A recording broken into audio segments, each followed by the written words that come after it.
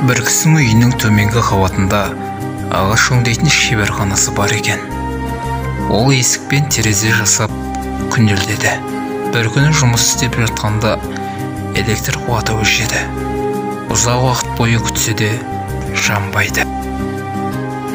Қасарысқандай сол кеште тапсыру керек болған бірнеше терезе бар еді. Біраз демалу үшін үйіне көтеріліп бара жатып сақтандырғышқа көз түседі. Біреу сақтандырғышты өшіріп қойған екен. Ажыратқышты қосқанда цехта жарық жанады. Бірақ мұның мәнісін түсіне алмайды.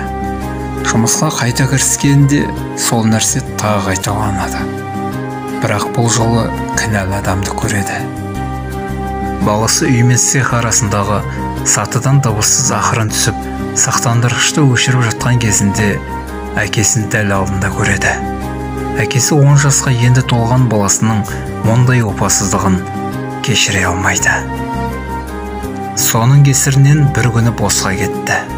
Бір рет қана істеген болса, бәлкім үн қатпас еді. Шаштарынан ұстап шапалақпен тартып жібереді. Мүмкін бұл ұрған шапалағы енді қайта опасыздық етуіне кедергі болар. Баласының көз жастарына қарамастан үйіне кіріп әйеліне былай дейді: "Мына баланың мектепте кімдермен араласатынын білуіміз керек. Егер бос жіберетін болсақ, басымызға бәле болуы мүмкін." Кейін ең оңай жолын табады.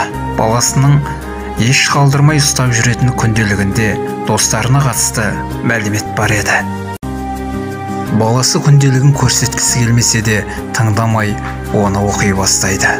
Баласының ең соңғы бетте былай жазғанын көреді: "Бүгін түнде жаман түс көрдім. Цехта жұмыс істеп жатқан кезде әкемді тоқ ұрған екен. Әкем қауіп-қатерден аман болса екен. Мен қолымнан келгеннің бәрін істеймін."